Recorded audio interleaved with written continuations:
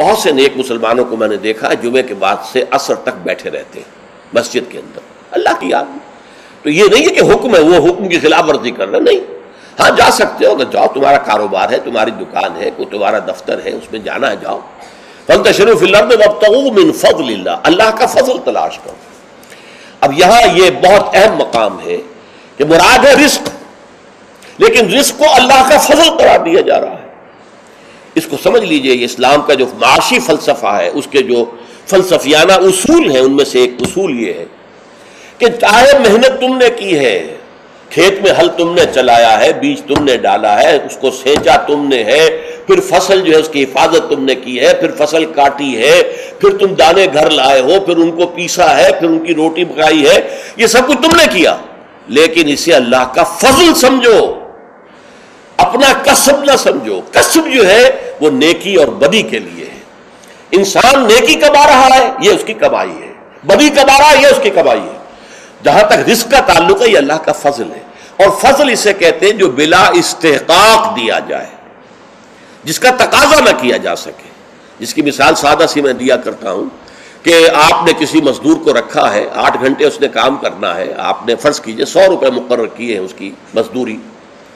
دن بھر آپ نے دیکھا کہ ایک مزدور بڑی محنت سے کام کرتا، دل لگا کے کام کیا اس نے، چاہے کوئی دیکھ رہا ہو چاہے نہ دیکھ رہا ہو. ایک تو ہوتے ہیں وہ کوئی دیکھ رہا ہے تو کام میں لگ گئے، کوئی نہیں دیکھ رہا ہے تو بیٹھ گئے. نہیں، اس نے بڑی جی لگا کے کام کیا ہے. تو شام کو آپ اسے 100 روپے بھی دیتے ہیں، 10 روپے اور دیتے ہیں. یہ 10 روپے فضل ہے، یہ وہ ڈیمانڈ نہیں کر سکتا.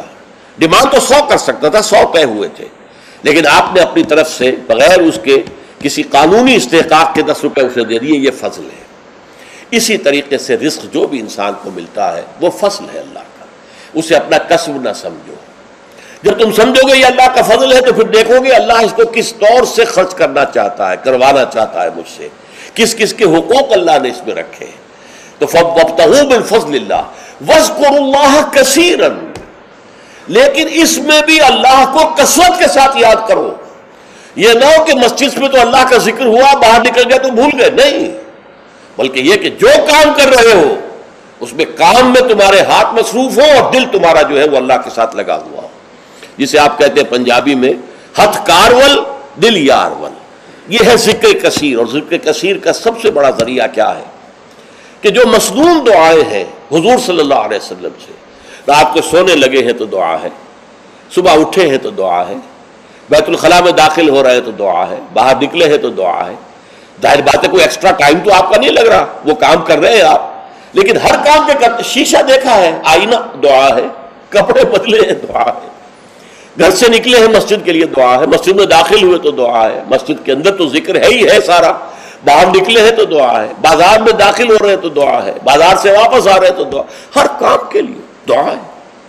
یہ دعا جو ہے یہ ذکر کثیر کا سب سے بڑا طریقہ ہے، ذریعہ ہے. اور اس کے اندر دوہری ہے بات کہ ایک تو آپ کا اللہ سے تعلق قائم ہو گیا کہ آپ نے دعا اللہ سے کی ہے، ایک آپ کا تعلق حضور کے ساتھ قائم ہو گیا کہ آپ نے الفاظ وہ استعمال کیے جو حضور کے الفاظ ہیں. تو گویا کہ 2 نسبتیں تازہ ہو گئیں جب بھی آپ نے ایک مسنون دعا پڑھی ہے. تو دعا ادعیاء مسنونہ جو ہے در حقیقت وہ دوام ذکر کا سب سے بڑا ذریعہ ہے.